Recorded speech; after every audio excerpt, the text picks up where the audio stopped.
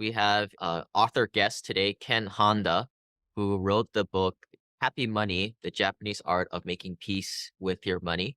He's been a best-selling finance and personal development author in Japan, and now bringing over a lot of his information and ideas over to America. He's surpassed 7 million copies since 2001. We're taking a break off of syndications and taxes, Mhm. a lot of the hardcore finance stuff, this kind of angle. What I would also suggest is we have a new spin-off podcast called the Rich Life Podcast, where we get a little bit more into the personal development side, the mindset side, that you can check out on iTunes, Google Play. And I guess a lot of people are listening to these podcasts on the YouTube. So if you go on our YouTube channel, you can check out on the playlist section that new Rich Life podcast there. We're going to get into a lot of these money personality types. So I thought it would be more appropriate to put on our Wealth Elevator podcast and then obviously tie this in. And how much money do you need to be happy? Or what I always say is when enough is enough. But yeah, thanks for jumping on, Ken. Really appreciate you being on. Thank you, Lane. I'm so excited to be here. I have a friend whose name is Kawaoka. So, wow, like you're maybe like a distant cousin of his. We probably are. There's not too many of us. Yeah. You've been writing a lot on this sort of topic, and you've got a great viewpoint on money and happiness. Why don't we just start off at the top? What is the idea of happy money versus unhappy money? So I realized about 30 years ago, I met a lot of wealthy people, and I realized there are two kinds of people: happy, wealthy people and unhappy, wealthy people. Some of you may think like rich people are bad because some of them are very mean, but you probably haven't met some very good people with money. And I realized I've helped them and I became very close to them because I was a tax advisor and all that. And then realized that people with a happy attitude, they have what I call happy money. Happy money comes in when you do the work you love, and then as a result of happy smiles, you receive money. On the other hand, most of us are in the flow of unhappy money, which means that we are making money by doing what we don't like to bring food on the table or do some shady business and get money or almost steal money from people. That money is not happy money because when you receive it, you feel funny energy, you feel squeezed or feel bad. When we spend, we don't want to pay taxes. So I don't want to pay bills. And then you feel, ooh, it's the money is neutral, but it's up to you. If you're a bad person, you just make your money unhappy. And if you're a very nice and generous person, you make the flow of happy money. So that is the difference. A lot of people here have to work their day jobs, or if they're working in their business, on their Mhm. business, you're in that unhappy mode. But there's a lot of people that might have side gigs, just doing things because of the money. Yes. Some people like doing these short-term rentals these days, and they don't really care for it. They're just doing it for the money. That would be an example of unhappy money, right? Yes. And when you receive money, if that makes you smile and happy, that's happy money.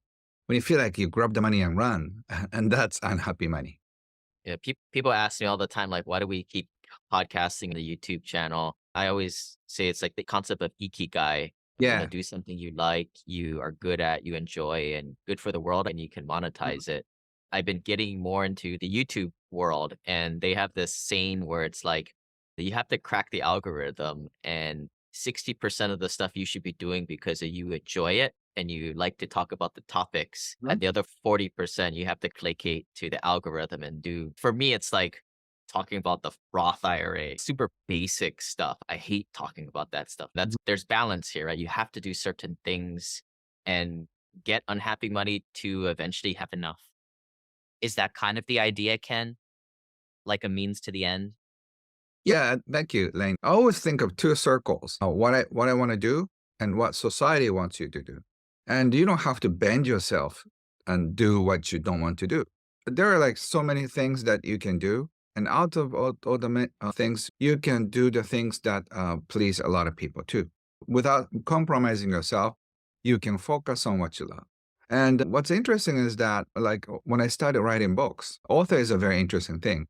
There are two kinds of authors: authors who just write what they would love to do. They don't care about the readers. They don't care if the books would sell.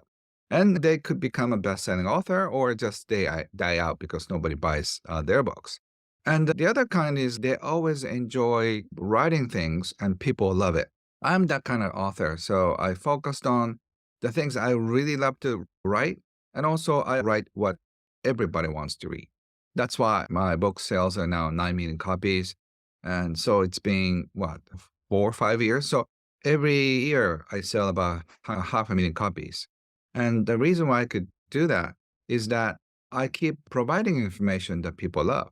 You don't need to bend yourself. You don't need to change yourself in order to please people. You just be yourself, but find the area that you can do best at, and then people will love you. There's always something that you love to enjoy doing, and then people love you. So find a spot. For me and for business owners, hopefully you get to a point where you're not in survival mode and you can do what may or may not make money. Maybe focusing on our average listener here is working a high six-figure day job. They're good at it and they've been doing it for quite some time. Eventually, especially when they start implementing a lot of these strategies, they'll get to a place of financial freedom. But I feel like a lot of people are in this mode of it's a little bit binary where they are in hustle mode, right? Like just get it done, like rushing all over the place. And then they think when they hit a certain number, net worth, then they switch to happy money, Mhm. right? And maybe give us some tips for that individual. I think we all intellectually understand that you have to transition there slowly and not just go white to black in a way. But what are some tips for people to kind of transition over? There are just two mountains. This mountain is do what you're good at and then go through the mountain of what you love. Because like doctors, lawyers, and those that kind of occupation, you've been trained to do what you're supposed to do all your life since you're 5. But in life, there are like two ways of living. Do what you love or do what you're told to do. So a lot of people are trying to follow somebody's orders. You're working for somebody else. But if your attitude is like that, you never figure out what you want to do. So while you're doing what others want you to do and make money, you have to figure out ways to live on your own. Either way, you have to figure out how you can transition that. And there are so many people writing blogs about their life and YouTubers who have done what they love now. But before that, you really have to find your passion. Unless you find your passion and you cannot keep going, you get depressed if you keep doing what you're good at and you don't enjoy. So you have to really change the course of your life. And then realistically, you have to come up with numbers, years. How many years do you want to take? I think it should take at least 3 to 5 years, potentially 10 years to achieve financial independence. So don't try to go take a shortcut because usually if you try to go for a shortcut and then some people try to invest in the currency and they end up losing a lot of money because they don't have the enough financial IQ. And also when I teach emotional financial EQ, money IQ, money EQ, both are very important. So unless you have those, you cannot really transition because in the process you feel scared and you have to keep going. If you have low money EQ, you're scared, you stop, you sell. So that's why a lot of people lose. So you have to understand that kind of dynamics as well. So maybe this is already identifying this that scared mentality here where a guy or gal is making a great salary and we often call this the golden handcuffs. They're stuck there. Unfortunately, maybe they're a specialist in a big company like Apple or Yeah. Facebook, Mhm. and they can't really take their services elsewhere nor start a business. So what are you suggesting there? So there must be something that you are good at and help people. So you have to find your tribe. There are a lot of people, but you haven't met them. That's the only thing. So I think it's almost go on a journey to find your tribe. So to do that, you have to put up a smoke signal, like Native American people. And by putting up a smoke signal, your tribe will see you. And then, wow, that's somebody I was looking for. I've been going around the world a few times, and I came back from US, but I'm going to Europe now in a week or so. What I realized is that there are so many people who've seen my smoke signal, a book called Happy Money, and they realize that their relationship with money has to be changed. and they come to see me. So you have to put up a smoke signal of some kind, and then you'll be amazed how many people you can help. And I started this 22 years ago, and I thought nobody wants to read my book. Oh, at least I didn't have any confidence. But I was so surprised that as I wrote my books, a lot of people responded. So there may be some people who love what you do. And then you don't have to prove yourself. You just put up a smoke signal. This is who I am. This is like, Kawaoka. And then people say, wow, then that's that guy I was looking for. So you have to be found, not just you go out there.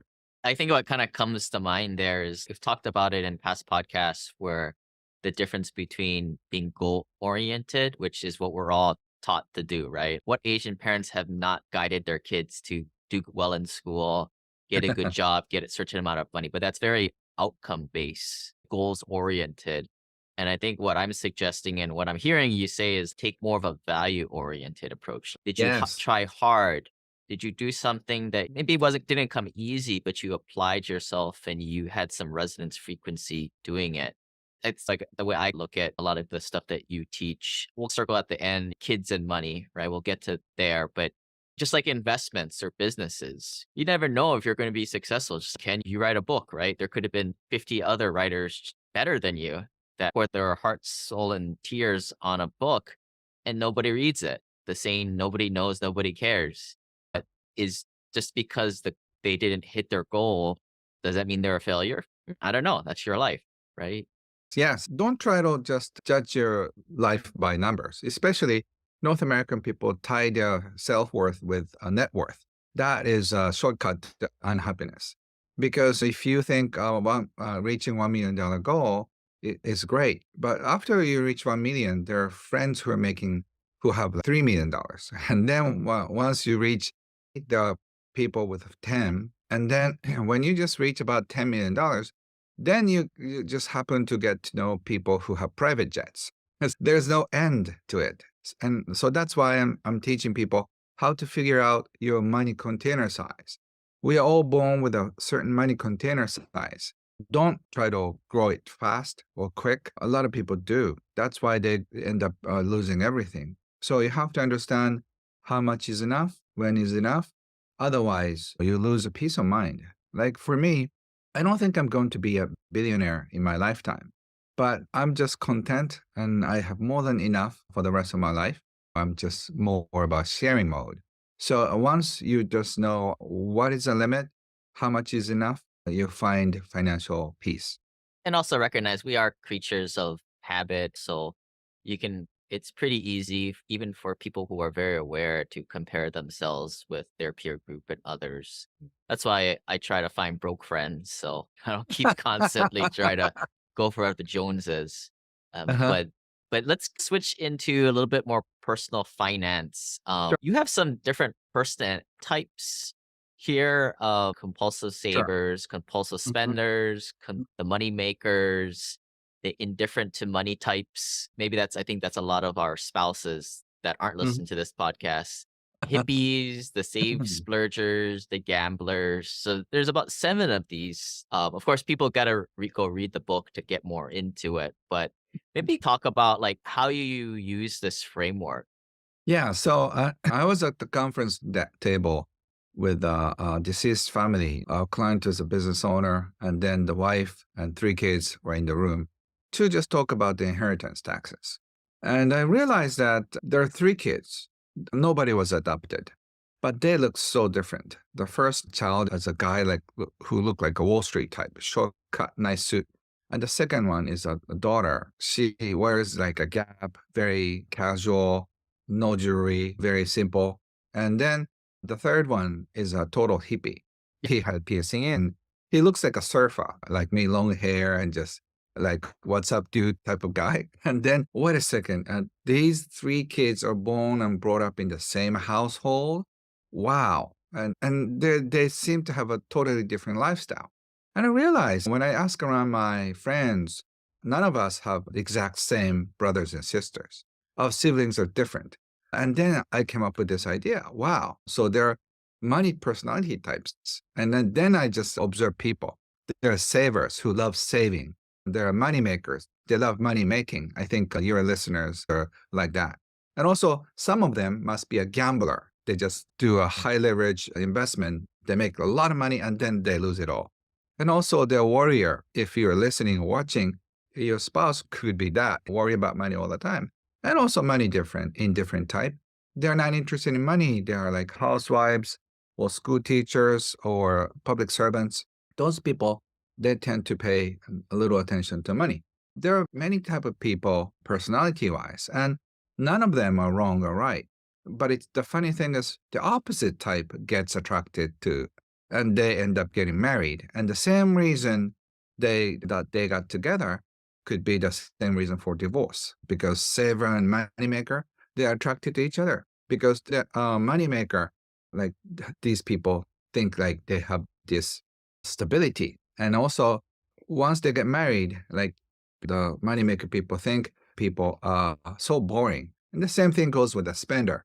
If you are hanging around with a spender, they make the best date. They know how to enjoy life. So they take you to the nicest restaurant, order expensive ones, they bring roses. But after getting married, it sounds like everything is a waste of money. You have to understand each other. So unless you understand each other, you're likely to blame one another for making mistake because whatever you do could be a big mistake for the other people. You bring up the couples dynamic. So out of this list, I think the most common one out of our investor profiles are the compulsive savers.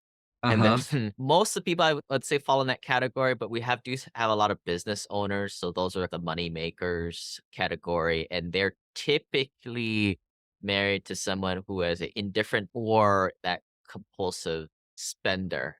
But sometimes maybe you can explain this like-minded people attract too. I've seen it where they're both compulsive savers too. But among the compulsive savers, the one is more spender than the other. They're both very stingy. The funny thing is, the other one always looks like you're wasting our money. So it's just a comparison. Do you say out of this framework that some people can have a primary and secondary? Because sometimes I see Yeah. myself like in my younger Yes. days, I was like a saver, but Mhm. then now I'm that saver splurge kind of Yes. guy. So generationally, it's very interesting because you may start being a saver and then boom, you just completely off the chart too, and you become a spender. And then you just file bankruptcy and then you just go back to saver again and a gambler. And so I'm just talking about these personality types as a model. So you're not the saver. Part of me is a gambler. Part of me is a spender. Part of me is a saver. Part of me is a moneymaker.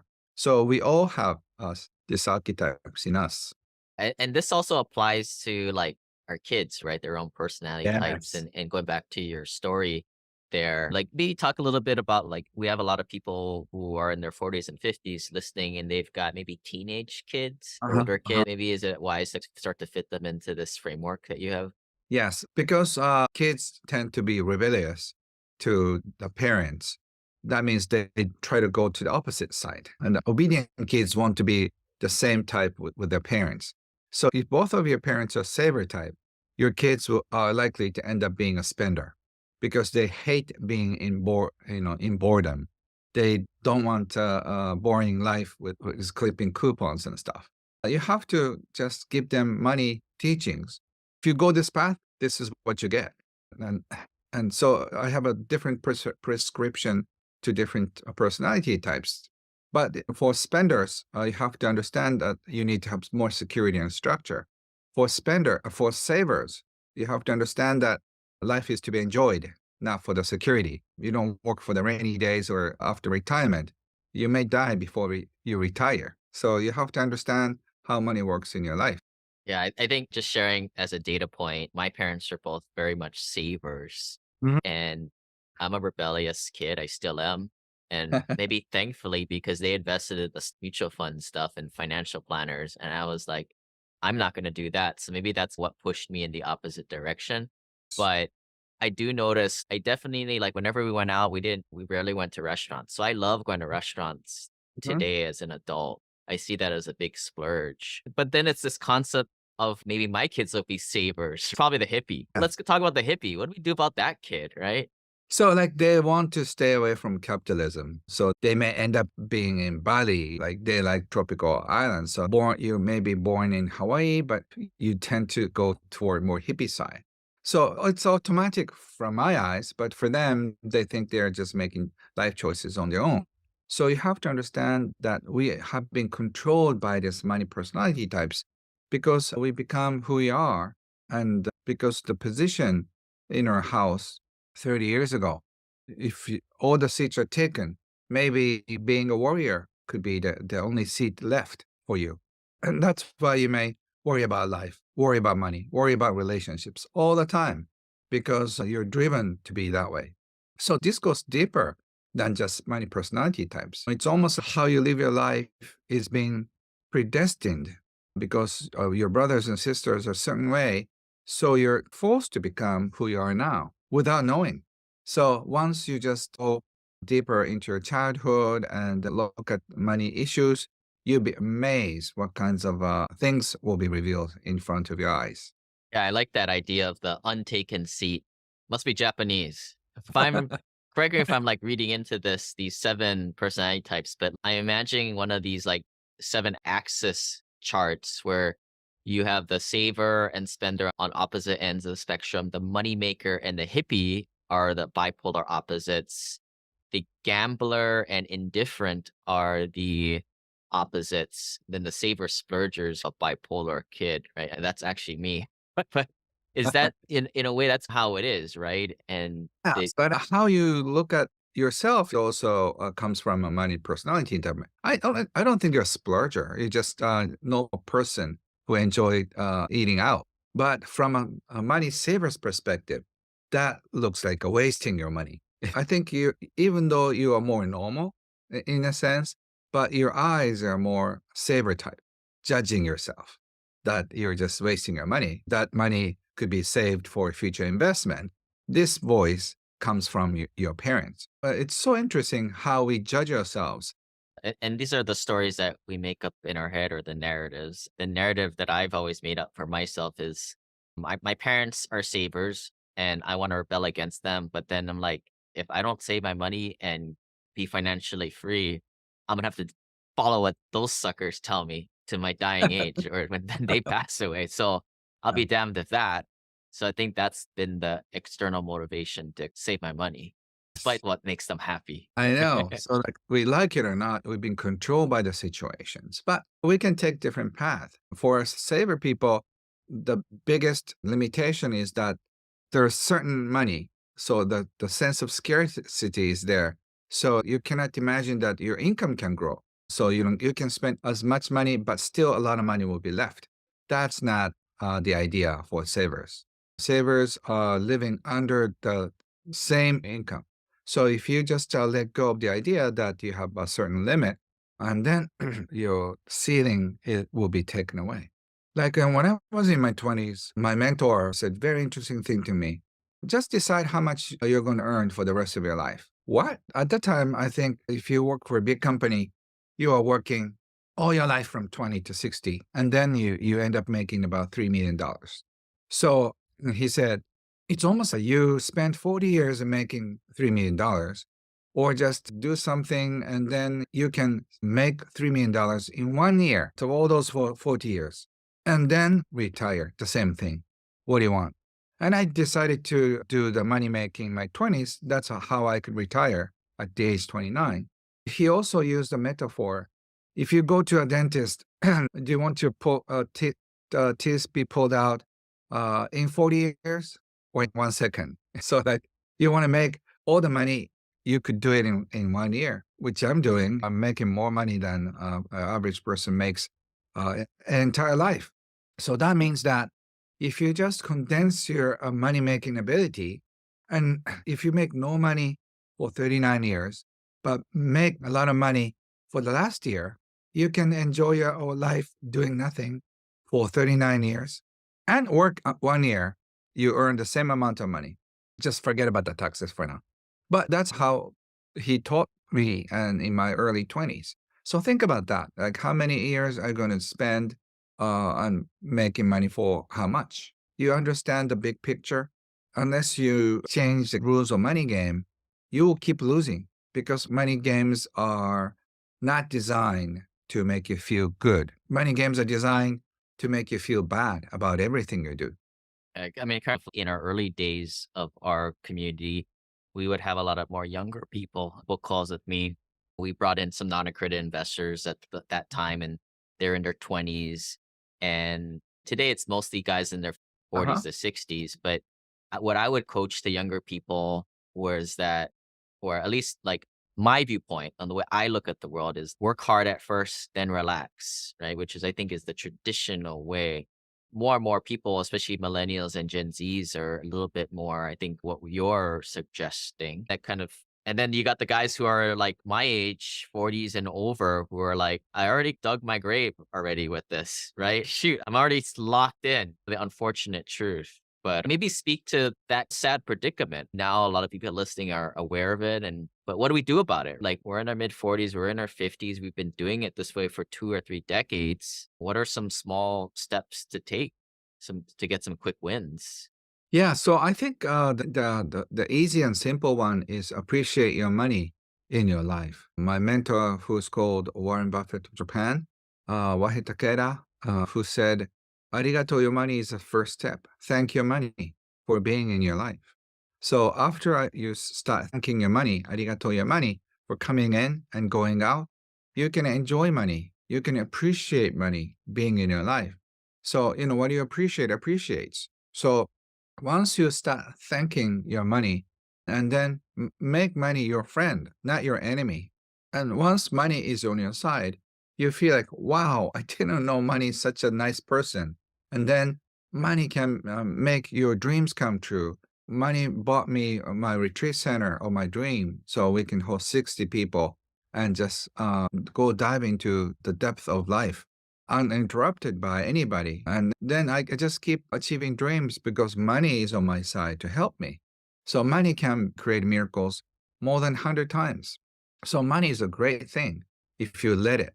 Just learning about money is the most important thing. And then as you deal with money, just check out your feelings too. Why do you have negative feelings around money? And once you let go of the money wounds in your life, you transform your relationship with money, and if you do those things, you feel calmer in your life and you can make a good decision about what you're supposed to do.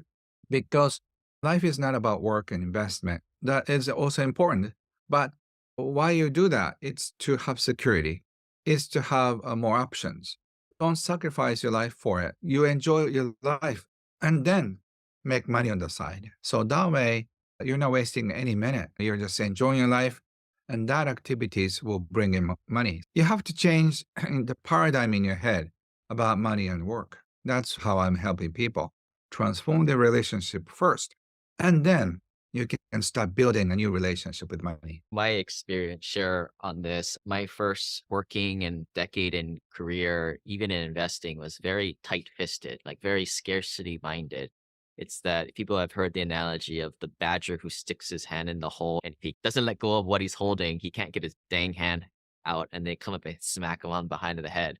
In a way, that was like me. And I see a lot of people like that who they hold on to their money, right? They think I make 20 grand a year, I make 30 grand a year, and they can't really get it back out there and invest in investments. Or my whole transition to entrepreneurship myself is in my late 20s, I would spend a lot of money on these stupid like programs where I wouldn't say it was worth it, but it was. And from that, I built this feedback loop in always investing in myself and then of course investing in investments, but seeing the money go and building that trust feedback loop that the money came back in multiples. And Mhm. it's a huge contrast when you meet a lot of people who have multi-million dollars net worth. They're very loose with their money, but what's hard for a lot of people is like letting go that first time, right? Yes. It's hard. Yeah, so that's why you have to learn about the money. I'd say the first $100,000 is a ticket to become financially free. And if you want to be wealthy, the first $1 million you make or you keep is almost taken away as a symbol of almost like a membership fee for being wealthy. And then you feel like, oh my God, what happened to my first $1 million? But that is how money works. So by just generating more money, by just letting go, by losing money, and then you can create a new flow.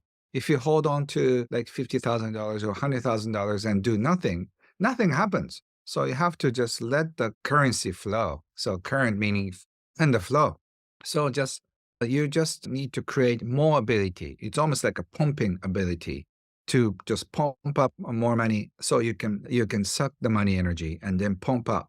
So you just by letting the money come in and go easily, you lose fear along the way because the money keeps coming in, like breathing. So next time you worry about money, breathe in and breathe out. When you worry about money, when you spend your money, it's almost like worrying about air after you breathe out. Do you think I can sneeze, breathe in more air? We don't worry about it because it's so natural. It's everywhere. Money is like Abundant. that. Money is everywhere. It's that you don't know how to get it. You don't know how to let it flow. It's tough though. Like I said, I was in this space until I had almost a dozen rental properties. And even then I was pretty tight fisted. The key is getting around other like minded, ideally high net worth investors. And that way you start to help each other get around getting past this stuff. Yeah, so that's why I said find your own tribe. For those who are listening in, it's Lane Kawaoka tribe. You're forming your own tribe, just helping one another. That's what's so beautiful about the community. So once you just know that you're in the right community, become friends with them, just support one another, that's how we grow. So I think that's what finding your friends and a tribe is very important. Maybe transitioning here and the wrap up topic is a lot of folks have families, a lot of folks have kids. I got a 3-year-old.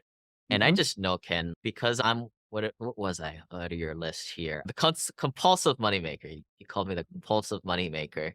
My daughter will most likely be a hippie. Or money indifferent could be a spender. Daddy, can I buy Oh, this? she ain't gonna get money. I'm an engineer. I can put controls in place to prevent that. Maybe talk a little bit about your own experience with your family and kids, and maybe we'll leave that as a data point for folks. Yes, anybody's different. And also, I think financial education is very interesting because there are only two kinds of money education. You teach your kids to be a nice worker. So almost like a training to become an employee working for somebody else. And a lot of education is focused on become better at what you do, like a doctor or lawyer, accountant, that kind of thing, or just go for work for a big corporation. That's one way of doing it. The other one is to teach your kids to be free. And education is totally different because you have to think on your own, you have to understand how money works. And what I taught my daughter is not just about the money, it's about how to be creative and how to have a good relationship with people. I think she has both. She's a professional singer. She's going to do very well because she has enough fan base and also she knows what to do. Don't teach kids about money because money is a result of what you do or who you are. Teach them what you want them to be. If you want them to be a free person, you have to teach different things than study hard, go to good school. But even if you try to teach investment, unless you can teach them the importance of money, they will not listen to you because your kids could say, Dad, Mom, you're so boring. You talk about money. I'm not into it. You're just pushing your kids to money different type. So they end up being working in a low paying job or they try to be a nice worker. So you have to understand how money works. And then you have to look at your kid's personality type.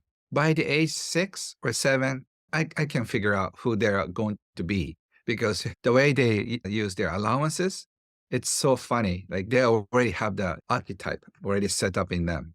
I agree with what you're saying. I like the idea of having that freeness, right? They don't need to be a doctor, computer programmer, engineer to get the salary. Why? Because quite frankly, we got like life insurance that'll pay out 5% and a lot of it. So they'll be fine, right? I got that box checked for them. That's our thing. But I think there's other external motivators these days with all the kids announcing where they're going to college for vanity metrics. I'm not a huge fan of college, but this idea of freeness, but balancing that with do something for the world, have it aligned with ikigai. But I don't know, that's just esoteric theory for me because I that's not an experience share. So there's a big difference between theories and what's on podcasts and actually having the experience. But Definitely something I emulate, right? That freeness idea. But yeah, if folks want to reach out to kenhonda.com, and Yes. then on Amazon, the book is called Happy Money, The Japanese Art of Making Peace with Your Money. Thank you. I just really want you to enjoy money. And by transforming your relationship with money, you can have a totally different life. That's why I wanted to share. And also, my next book is coming out in May. It's called True Wealth. It's about a grandfather leaving no money, but 9 letters to his grandson. So, this 20-year-old boy receives a package of letters from his grandfather, and each letter has a title. The first one is synchronicity, the second one is decision, he opens up one letter and then something happens and he goes on a journey. So I just put everything I learned from my mentors, all the most important things in life. So follow your synchronicities, find what you love, and find love in your life and enjoy money. That's what I wanted to share. So thank you, Yeah. Lane, for inviting me. Yeah, looking forward to that. Good concept. It's like how if people have read The Go Giver, I think Conversations with God is like that same concept. Yeah, But that's the wrap for this week's show, folks. Check out kenhonda.com and pick up the book. If you guys have any other suggestions for any other guests in this kind of arena, let us know. We will obviously get back to some of the more hardcore finance, tax, legal, infinite banking, investment stuff next week. But for now, leave us a 5-star review. We can get great authors like Ken here. And thanks for listening. Bye. thank you. Bye bye.